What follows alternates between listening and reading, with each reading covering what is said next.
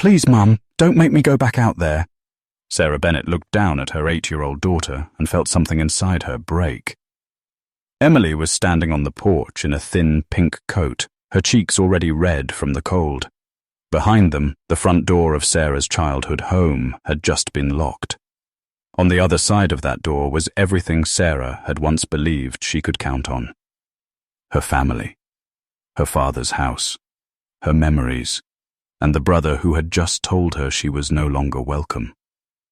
Michael's voice came through the wood. You were given what Dad wanted you to have. 63 acres of useless woodland. That's your inheritance. Take it and leave us alone. Sarah stared at the door. Dad knew I was struggling, she said. Why would he leave me land worth less than $7,000? Michael didn't answer immediately. That silence frightened her more than his anger. Then he said quietly, Maybe Dad finally understood what you were worth. Sarah closed her eyes. Emily began to cry. Sarah had 117.42 in her bank account. Her landlord had changed the locks on her apartment that afternoon after she fell 3 months behind on rent. Her old car was nearly empty of fuel. She had nowhere to take Emily, no job waiting for her, and no relative willing to open another door. Yet Michael had just called her inheritance worthless. He had received the family home, 3 rental properties, and nearly £240,000 from their father's accounts. Sarah had received a parcel of land so remote that even the estate solicitor had warned her it might cost more to maintain than it was worth. She picked up Emily's backpack. Come on, sweetheart. Where are we going? Sarah forced a smile. To Dad's land. She didn't tell Emily that she had no idea what they would find there. By 11 that night, the storm had become almost impossible to drive through.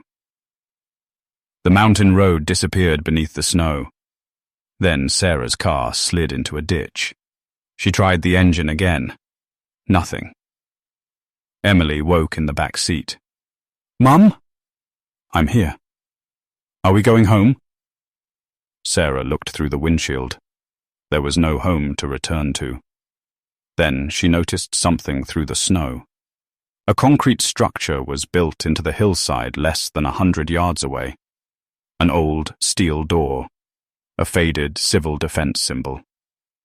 Sarah remembered nothing about a bunker on her father's property. She carried Emily through the snow and forced the frozen door open. Inside, there was darkness. Then, somewhere far beneath them, a faint mechanical hum began.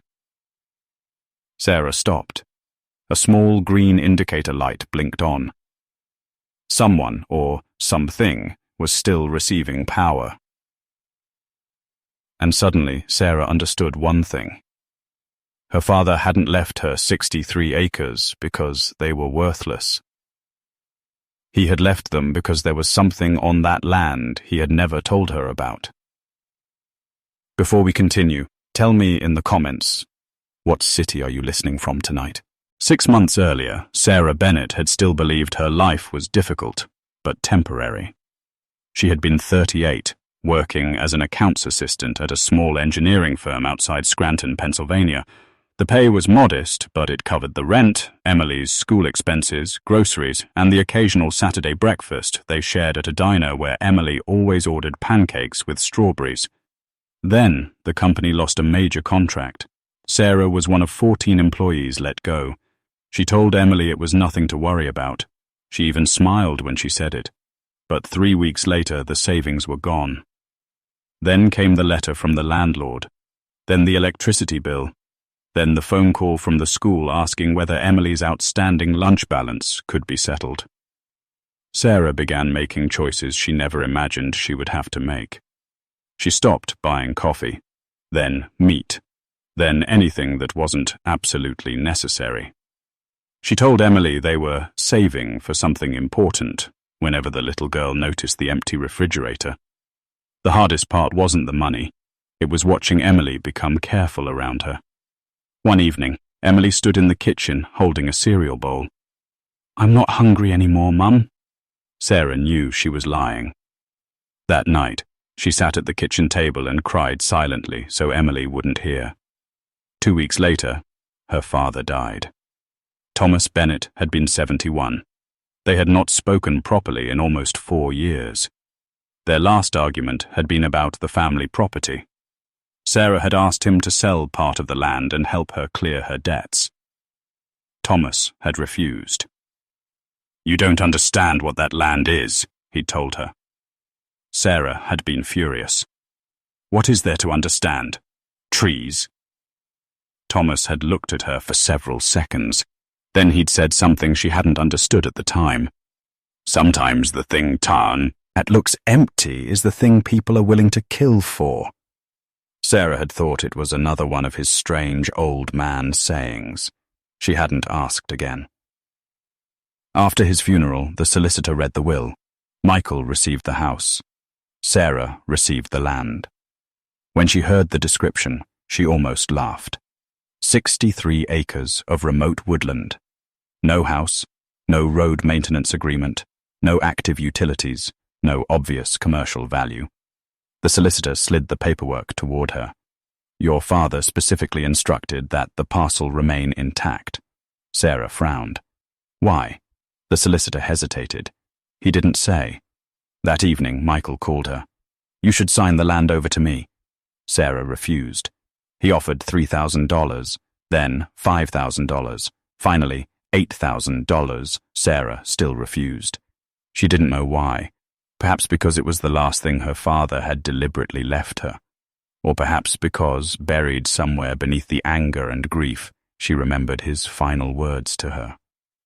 "The thing that looks empty." Now, stranded outside that same property with Emily asleep against her shoulder, Sarah could no longer dismiss them as meaningless. She looked at the bunker door, then at the inheritance papers inside her coat. For the first time, she wondered whether her father had known exactly what would happen after his death, and whether he had left her the land because he knew she would eventually have nowhere else to go. By 8 the next morning, the snow had stopped. Sarah woke to the sound of wind moving through the trees above the bunker. For several seconds, she didn't remember where she was. Then she felt Emily sleeping beside her. Sarah sat up quickly. The bunker was colder than it had been during the night. The little green indicator light still glowed on the wall, but whatever had powered it had gone silent. She found an old emergency blanket in a metal cabinet and wrapped it around Emily. "Come on, sweetheart." They had to get outside. Sarah pushed the steel door open and stepped into a world buried beneath nearly 2 feet of snow. The road was still visible, but her car was useless. Their only option was to reach the property described in her father's will. According to the map on her phone, the farmhouse was less than a mile uphill. It took them almost 40 minutes. When Sarah finally saw it, she stopped. The house wasn't what she expected. It was a small 2-story farmhouse with faded white siding, a collapsed porch, and windows covered in dust. One side of the roof had partially caved in. An old red barn leaned behind it at an angle that made Sarah wonder how it was still standing. Emily looked at it. "Is this ours?" Sarah hesitated. "Yes," Emily frowned. "It looks lonely." Sarah almost smiled. "That it does." The front door opened with one hard shove. Inside, the house smelled of cold wood, dust, and something faintly metallic. Furniture remained exactly where it had been left. A dining table, 3 chairs, an old radio, a grandfather clock that had stopped at 2:17. Sarah found a stack of her father's newspapers beside the fireplace. The newest one was dated October 14th, 2019. Thomas had died in December. Someone had been here after that. Sarah noticed the dust on the floor. Most of it was untouched, except for a narrow trail of footprints leading from the back door toward the hallway. Before she could follow them, someone knocked. Sarah froze. An elderly man stood outside wearing a brown wool coat and carrying a metal thermos. He introduced himself as Arthur Collins. 74, the retired mail carrier who had delivered letters along the mountain road for 42 years. He looked past Sarah into the farmhouse. "Thomas never mentioned you'd come." "He didn't mention much of anything." Arthur gave a small, tired smile. "That was Thomas." He handed Sarah the thermos. "Coffee. You look like you need it." Sarah thanked him. As he turned away, she asked, "Did my father live here?" Arthur stopped. "No." Sarah frowned. "Then why does everything look like he left yesterday?" Arthur stared toward the hillside. "Your father didn't use this house much." "What did he use?" Arthur's eyes returned to her. "The bunker." Sarah felt the coffee cup tighten between her fingers. Arthur lowered his voice. "And if I were you, I'd leave that place alone." "Why?" He looked at Emily, then back at Sarah. "Because your father spent 30 years making sure nobody knew what was underneath that hill." Arthur walked away before Sarah could ask another question. Sarah stood in the doorway, watching him disappear down the snowy road. Then she looked back inside the farmhouse. The grandfather clock still showed 2:17, and beneath it, freshly visible in the dust, was a single muddy footprint. It was pointing toward the basement. Sarah waited until Emily was asleep before going downstairs. She had spent the afternoon making the farmhouse barely livable. The kitchen tap worked after she tightened a rusted valve. The fireplace drew smoke properly once she cleared the chimney. She found 2 cans of soup, a jar of peaches, and half a bag of flour in a pantry cabinet. Not enough for long, but enough for tonight. The basement was different. The stairs groaned beneath Sarah's weight as she descended with a flashlight in one hand. The air smelled of damp stone. At the bottom stood an old furnace, several wooden shelves, and a workbench covered with tools that hadn't been touched in years. She found the muddy footprint almost immediately. It stopped beside the workbench. Sarah crouched. There was no second print. She swept her flashlight across the floor. Nothing. Then she noticed something carved into one of the wooden support beams, a small circle. Inside it were 3 short lines. Sarah recognized it. Her father had drawn that symbol before, once on the back of an envelope, once in the margin of a newspaper. She had asked him what it meant when she was 17. He had simply folded the paper and said, "Nothing you need to worry about." Sarah reached toward the carving. The wood around it felt newer than the rest. She pressed her thumb against the circle. Nothing happened. She almost laughed at herself. The exhaustion was getting to her. Then Emily called from upstairs. "Mum?" Sarah hurried up. Emily was standing beside the old dining table holding something. "Look what I found." It was a small brass key. Sarah stared at it. "Where was this?" "Under the carpet." Sarah took it from her daughter's hand. The key had a number stamped into its head. 217. Her stomach tightened. The grandfather clock upstairs had stopped at 2:17. She walked toward it. Behind the clock was a narrow wooden panel. Sarah ran her fingers along the edge. There, a tiny keyhole. The brass key fit perfectly. She turned it. A click sounded inside the wall. The grandfather clock shifted forward by half an inch. Sarah pulled it away from the wall. Behind it was a narrow cavity. Inside sat a sealed envelope covered in yellowed paper. Her father's handwriting was across the front. Sarah. Do not take this to Michael. She stared at her own name. For nearly 4 years, she had believed her father had chosen Michael over her. She had believed the land was punishment. Now, her father's handwriting was telling her to keep something away from her brother. Sarah opened the envelope carefully. Inside was only 1 sheet of paper. 3 handwritten words filled the page. The hill remembers. Below them was the same circle and three-line symbol carved in the basement. Sarah read it twice. Then a sound came from outside. A vehicle. She moved toward the window. A dark pickup had stopped at the end of the driveway. Sarah couldn't see the driver. The engine remained running for nearly 30 seconds. Then the truck reversed and disappeared behind the trees.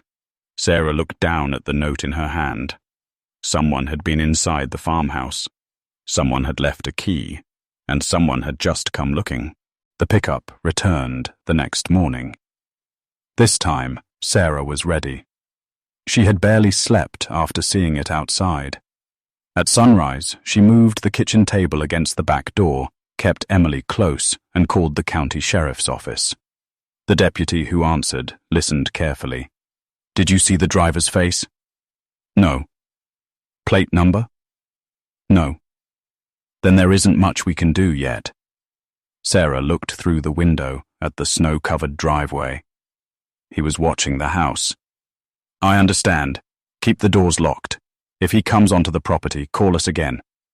Before she could respond, headlights appeared through the trees. The same dark pickup. Sarah's stomach tightened. The truck stopped. A man stepped out. He was in his early 50s, wearing an expensive charcoal coat and leather gloves. He carried a flat leather folder beneath one arm. He didn't walk toward the front door immediately. Instead, he stood beside the truck and looked toward the hillside, toward the bunker. Then he came to the house. 3 knocks. Sarah didn't open the door. "Who are you?" "My name is Richard Hale." She recognized the surname. Her father had mentioned a Richard once. Only once. Richard slipped his hands into his coat pockets. "I knew your father." Sarah remained behind the door. "My father knew a lot of people. He trusted very few." That answer made her uneasy. Richard continued. "I heard you've decided to keep the property." "I haven't decided anything." He smiled. "Then perhaps this will make the decision easier." He held the leather folder against the glass. Inside was a cashier's check. Sarah opened the door only far enough to see it. 41,000 talents. Her breath caught. $41,000 was more money than she had seen in one place in years. Richard noticed her reaction. "Cash equivalent. No inspection. No financing. We can close within 48 hours. Why?" "Because I need the land." "For what?" Richard's expression hardened slightly. "That's not your concern." Sarah almost laughed. "You drove through a snowstorm to offer a woman with no home $41,000 for 63 acres you say are worthless." Richard's jaw tightened. "I didn't say the land was worthless." Sarah remembered Michael's words. Then her father's warning. She looked at the check again. "What happens if I say no?" Richard paused. "I'd rather you didn't." "That wasn't my question." He sighed. "I have a development agreement waiting on this parcel. The financing expires in 12 days. If I don't secure clear ownership by then, I lose the entire project." "How much?" Richard didn't answer. Sarah stared at him. "How much have you already invested?" His silence told her enough. Then he said, "More than I can afford to lose." Sarah slowly closed the door. Richard's voice followed her. 41,000 is generous, Mrs. Bennet." Sarah turned. "Not if my father left me a reason to refuse it." For the first time, Richard looked genuinely unsettled. His eyes moved past her toward the hallway, toward the old grandfather clock. Then he said quietly, "Your father should have destroyed that house." Sarah froze. Richard returned to his truck. Before leaving, he looked back at her. "Some things were buried for a reason." The pickup disappeared down the road. Sarah stood motionless. Then Emily walked into the kitchen. "Mum!" Sarah looked at her daughter. "What?" Emily pointed toward the front window. There was a man standing by the barn before that man came. Sarah's face went cold. "Are you sure?" Emily nodded. "He was digging in the snow." Sarah looked toward the barn. A dark patch of earth had appeared beside it. Someone had been searching her property before Richard hailed Ad. Ver arrived. Sarah waited until Emily was asleep before she went outside. The snow had hardened overnight, making every step crack beneath her boots. She carried a flashlight and a shovel. The dark patch beside the barn was exactly where Emily had pointed. Sarah knelt and brushed away the loose snow. A shallow hole had been dug into the ground. Nothing was buried there, but something had been removed. She found a torn strip of black fabric caught beneath a root and a cigarette crushed into the snow. Sarah didn't smoke. Neither had her father. She stood slowly. The barn suddenly felt much too quiet. Inside she found old farming equipment, empty shelves, and several wooden crates bearing her father's initials. Then she noticed the floor. One plank had been lifted recently. Sarah crouched and touched the edge. Fresh scratches marked the wood. Someone had been searching underneath it. She returned to the farmhouse and locked every door. At 2:13 in the morning, the electricity went out. Emily woke crying. "Mum!" "I'm here." Sarah grabbed the flashlight. The house was silent except for the wind. Then came a noise from downstairs. A slow scrape. Sarah pulled Emily behind her. "Stay here." She descended the stairs one step at a time. The basement door was open. She knew she had closed it. The flashlight beam moved across the room. The workbench. The furnace. The wooden beam. Then Sarah stopped. The carved symbol was gone. Someone had cut the section of wood away. Her father's marking had been removed completely. Sarah's hands began to shake. She searched the basement. The envelope was still hidden behind the clock upstairs, but the note was gone. She had left it on the kitchen table. Now there was nothing there except a single line written in pencil. "Leave before they come back." Sarah stared at it. Then she heard tires on the road. He grabbed Emily and moved toward the window. A vehicle stopped outside. Not Richard's pickup. A sheriff's cruiser. Deputy Mark Ellis stepped onto the porch. Sarah opened the door immediately. "Someone broke into my house." Ellis looked past her. "Did you see who?" "No." He inspected the basement, then the barn. After several minutes he returned. "You're not imagining it," he said. Sarah frowned. "What does that mean?" Ellis lowered his voice. "Your father called me 3 weeks before he died." "Why?" "He asked me something strange." "What?" Ellis looked toward the hillside. "He asked whether anyone had been asking about the bunker." Sarah's stomach tightened. "Did you tell him?" "I told him I'd heard nothing." "And?" "He said, if my daughter ever comes here, don't let anyone convince her the land is worthless." Sarah couldn't speak. Ellis reached into his coat and removed a folded piece of paper. "I kept this because I didn't understand it." Sarah opened it. It was a hand-drawn map of the property. A red circle marked the bunker. Another mark sat beneath the farmhouse. Her father's handwriting appeared along the bottom. 207, East Wall. Sarah looked toward the basement. The same number as the key. The same number as the clock. For the first time, she understood. The bunker wasn't the secret. It was only the entrance. Sarah waited until morning before telling Emily anything. She made breakfast from the last 2 eggs and a little flour, then sat across from her daughter while snow tapped softly against the kitchen window. "Are we leaving?" Emily asked. Sarah looked at her. "No." Emily seemed relieved. Sarah wasn't. Deputy Ellis had left the previous evening after warning her to keep the doors locked, but his map had changed everything. 7. East Wall. Sarah took the brass key from her pocket. She had spent half the night studying the basement. The farmhouse floor plan didn't make sense. The east wall was almost 6 feet thicker than the exterior measurements suggested. There was empty space behind it. She moved the old shelves aside. Nothing. Then she noticed a small iron plate near the floor. 3 lines were scratched across it, the same symbol.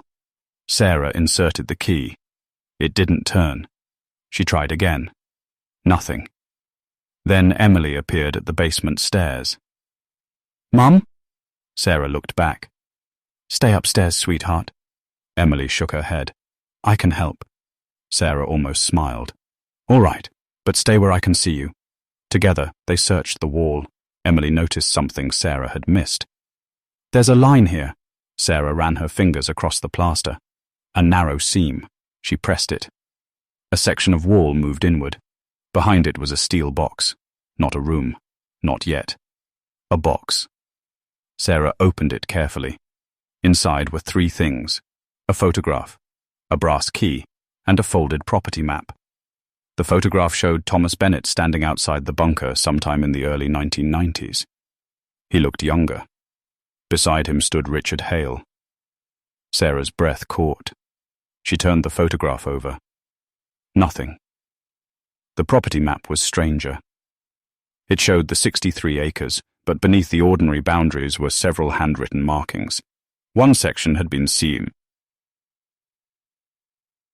circled repeatedly. Mineral rights, retain. Another line read, "Surface rights are not the whole property." Sarah read it twice. She knew almost nothing about mineral law. But she understood one thing. Her father hadn't considered the land worthless. He had separated what was above the ground from what was beneath it. The brass key opened the next compartment. Inside were copies of old contracts. Most were dated between 1988 and 1997. Several names had been crossed out. One company appeared repeatedly. Hale Development Group. Sarah felt a chill that had nothing to do with the basement. Richard hadn't come to buy worthless woodland. He had come to buy something his family had been trying to obtain for decades. Then Emily pointed toward the steel box. "Mum, there's writing." Sarah looked. At the very bottom, beneath the documents, someone had scratched 4 numbers into the metal. 1, 7, 9. Sarah didn't understand them. Then she remembered the bunker, the green light, the working electrical system, the locked rooms. Her father had hidden documents in the farmhouse because he didn't trust anyone near the bunker. But why? Sarah folded the papers and photograph into her coat. She was about to close the compartment when she heard a metallic sound outside. A vehicle door, then footsteps, slow, measured, coming toward the house. Sarah turned off the basement light. Emily grabbed her hand. Someone had returned. And this time, whoever it was, wasn't carrying a cashier's check. Sarah pulled Emily behind the basement shelves and held one finger to her lips. The footsteps stopped outside. A vehicle door slammed. Then silence. Someone tried the front door. The handle moved once, twice.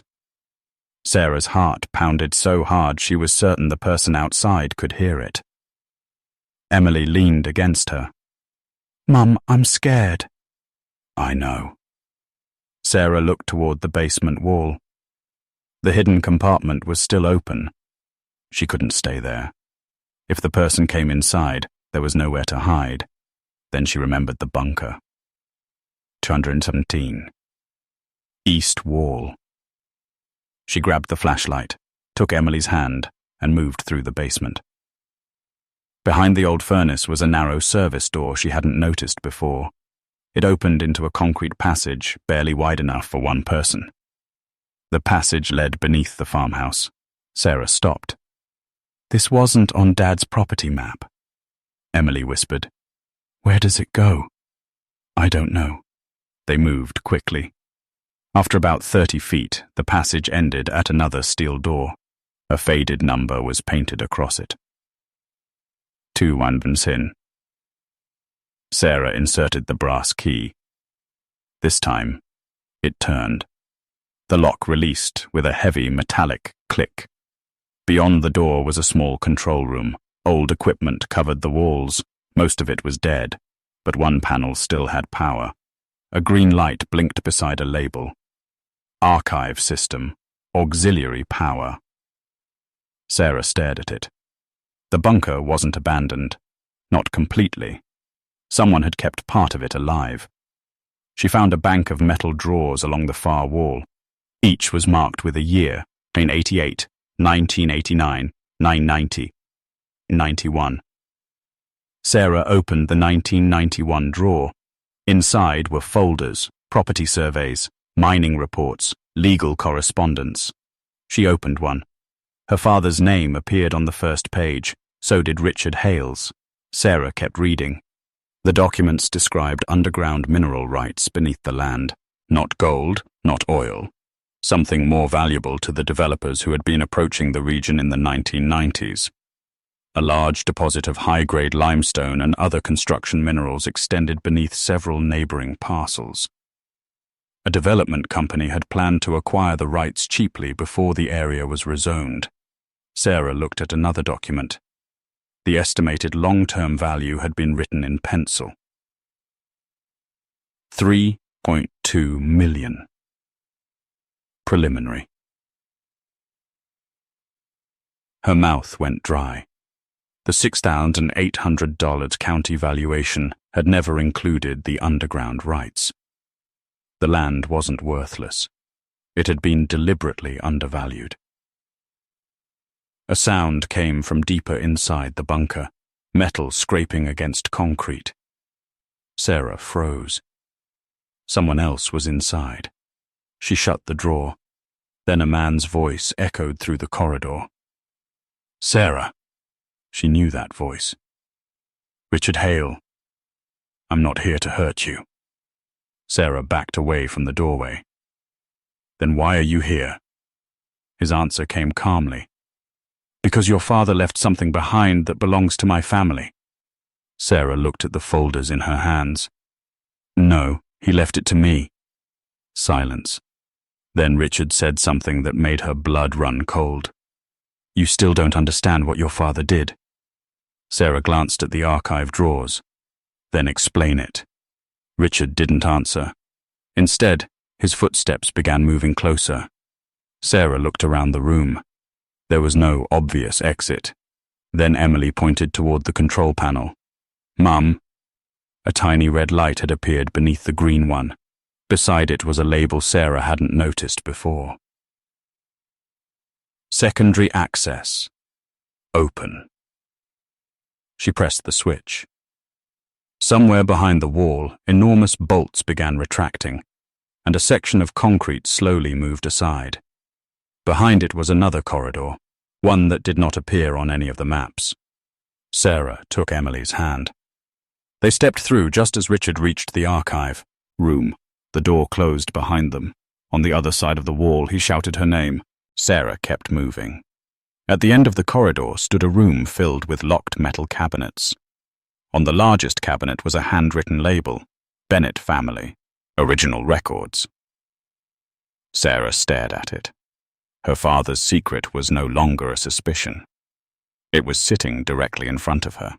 The largest cabinet opened with a key Sarah found taped beneath the lowest drawer. Inside were dozens of folders, but one envelope sat alone at the front. Her name was written across it. Sarah. Not my daughter, not to the heir, just Sarah. She knew her father's handwriting immediately. Her fingers trembled as she opened it. The first line nearly made her sit down. Sarah, if you are reading this, then you have finally come to the place I spent most of my life trying to keep hidden. She stopped. Emily stood beside her. Mum? Sarah wiped her eyes. It's from Grandad. She continued. I know what you will think. You will think I chose Michael over you. You will think I gave him the house because I loved him more, and gave you the land because I wanted to punish you. Sarah lowered the letter. That was exactly what she had believed. For 4 years. She forced herself to keep reading. None of that is true. Her father's handwriting became less steady farther down the page. He explained that the property had never been worth only the county's assessment. Beneath the land were valuable mineral rights, and several development companies had spent decades trying to acquire them. Richard Hale's father had been one of the first. Thomas had refused. Then the pressure had started. Documents disappeared. Survey records were altered. A former county clerk had been bribed. One lawyer had warned Thomas that if the original ownership records vanished, proving the family's rights could become nearly impossible. So Thomas moved the originals into the bunker. Then he did something Sarah hadn't expected. He separated the inheritance. Michael received the house and liquid assets because he had always wanted them. Sarah received the land because Thomas trusted her to protect it. You always asked questions, Sarah. Michael always asked what so me-thing was worth. Sarah covered her mouth. She remembered being 17, sitting beside her father on the porch while he repaired an old radio. She had forgotten that conversation, or thought she had. The letter continued. I kept you away because I was afraid that anyone watching me would use you to reach the records. When you became a mother, that fear became worse. I could not risk bringing this danger into your life. Then came the sentence that broke her. I am sorry that protecting you looked like abandoning you. Sarah couldn't read for several seconds. Outside the hidden room, something struck the steel door. Richard was still searching. Thomas had known someone might eventually come for the records. He had known Sarah might one day need them. The final paragraph was short. If the day comes when you have nothing left, remember this. I did not leave you the land because it was worthless. I left it because it was the one thing I believed you would never sell simply because someone told you it had no value. Sarah folded the letter against her chest. For years, she had carried anger toward a dead man who could no longer defend himself. Now she understood why he had stayed silent, and why the inheritance had been placed in her hands. She looked at Emily. We're not leaving. Then she turned toward the locked cabinets. We're finding everything Grandad was protecting. Behind the steel door, Richard suddenly stopped pounding. His voice came softly through the metal. Sarah. She froze. You really should read the back of that letter. Sarah turned it over. There was a photograph attached to it, and the man standing beside her father was not Richard. Sarah stared at the photograph until the edges began to blur.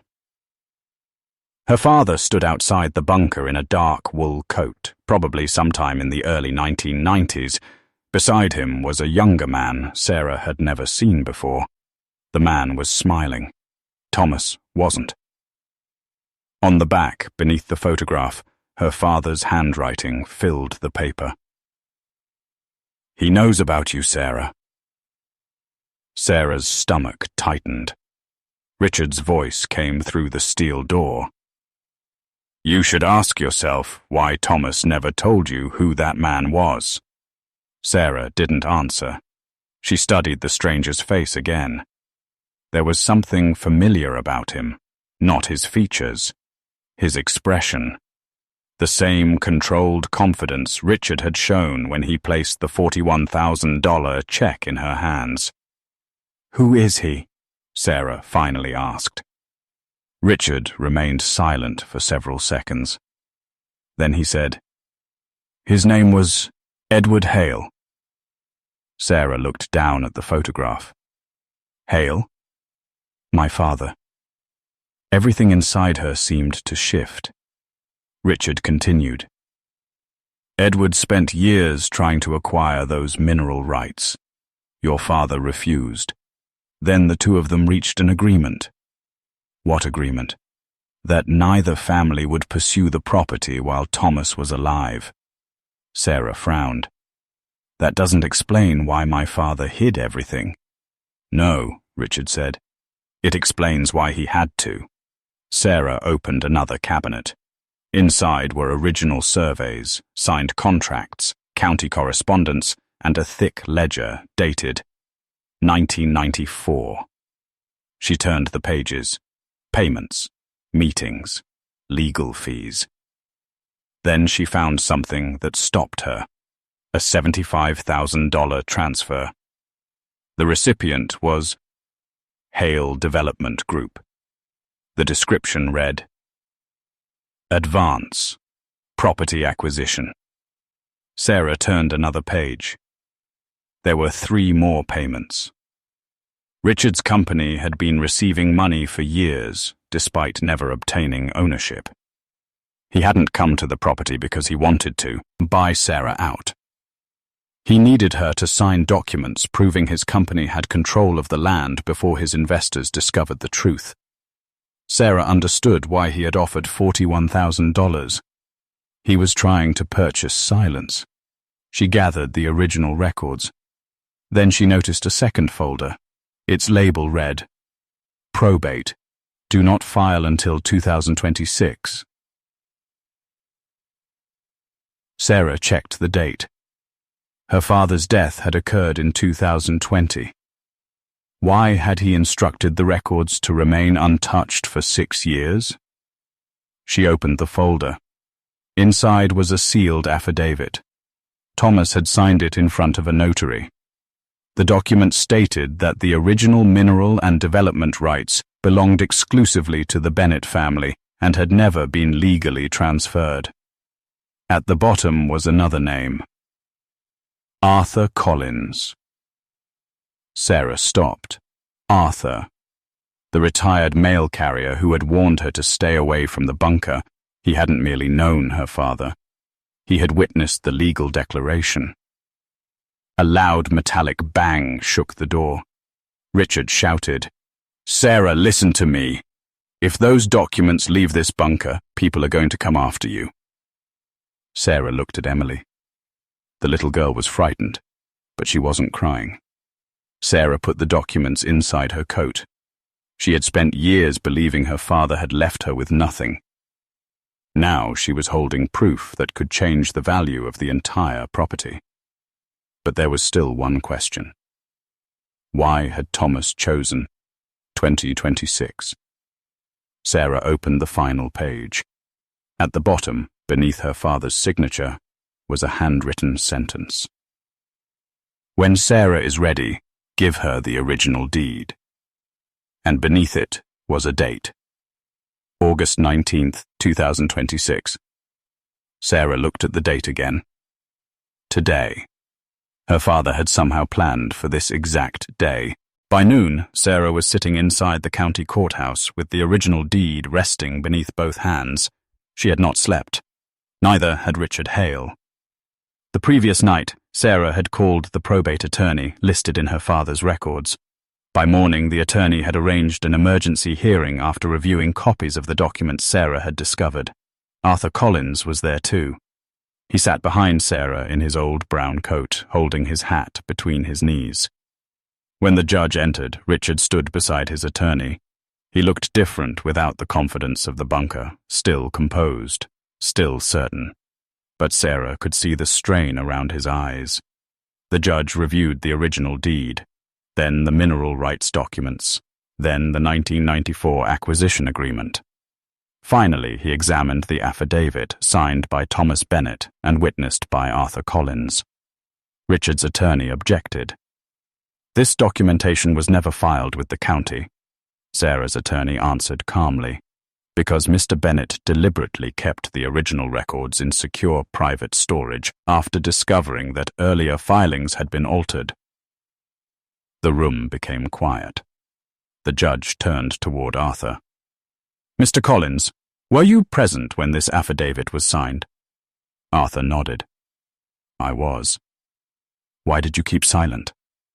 Arthur looked at Sarah. Because Thomas asked me to. The judge leaned forward. Did he explain why? Arthur rubbed his thumb across the edge of his hat. He said his daughter had enough trouble without inheriting his enemies. Sarah looked down. Her father's words from the letter returned to her. I am sorry that protecting you looked like abandoning you. The judge examined another document. This one showed the payments made by Hale Development Group, the $75,000 advance, the additional transfers, the investor agreement requiring Richard to secure control of the property before August 21st, 2 days away. Richard finally spoke. You don't understand what you're doing. Sarah looked at him. I understand exactly what I'm doing. You're destroying a project that employs hundreds of people. No. She placed the original deed on the table. You're losing a project you never legally owned the land for. Richard's face hardened. His attorney whispered something to him. He ignored it. You think your father was protecting you? Sarah said nothing. Richard leaned forward. He was protecting a secret that could make this county worth billions. The judge struck the bench lightly. Mr. Hale? Richard stopped. The hearing continued for another hour. When the judge finally ruled, the decision was clear. The mineral rights had never been transferred. The development agreement was unenforceable. The original ownership remained with the Bennett estate. Sarah was the sole legal heir to the property. Outside the courthouse, reporters had gathered after word spread about the disputed land. One asked the question Sarah had been expecting. How much is the property actually worth? Her attorney answered first. Based on current development estimates and confirmed mineral rights, approximately $4.8 million. Sarah barely reacted. 4 years earlier, her brother had told her she was worthless. That morning, he had called her. She listened to his voicemail without replying. You're really going to keep it all? Michael had asked. Sarah deleted the message. She looked across the courthouse steps at Emily, who was holding Arthur's hand. For the first time since her father's death, Sarah wasn't thinking about what she had lost. She was thinking about what her father had trusted her to protect. And that was worth more to her than the number attached to the land.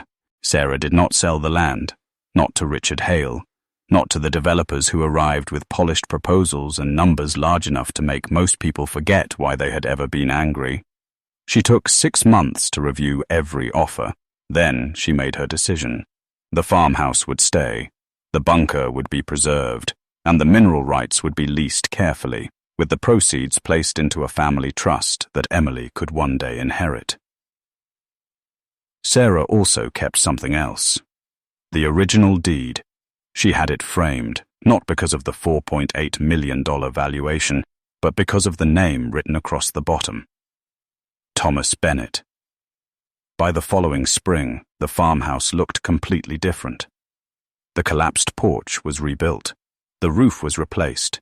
The broken windows were repaired. Sarah turned the old barn into a small workshop and storage building, while the downstairs rooms of the farmhouse became a community office for families in the surrounding mountain area who needed help navigating housing and property problems. She hired Arthur Collins to help manage it. Arthur complained about the paperwork every Tuesday. You've turned me into a secretary. You volunteered. I was 74 when I made that mistake. Sarah laughed. It was the first time she had heard herself laugh in that house. Emily changed too. At the beginning of winter, she had been afraid to ask whether they would have somewhere to sleep. Now she had a bedroom upstairs with pale blue walls, a wooden desk beside the window, and a shelf filled with books. One evening, Sarah found her daughter sitting on the floor beneath the framed photograph of Thomas. Emily looked up. Grandad knew we'd come here, didn't he? Sarah sat beside her. I think he hoped we would. Was he scared? Sarah considered the question.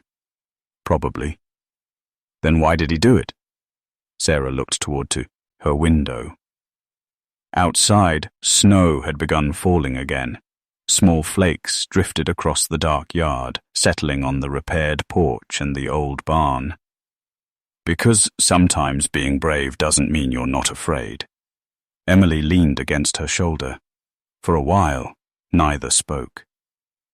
Later that night, Sarah walked downstairs and stopped in the kitchen. The room was warm.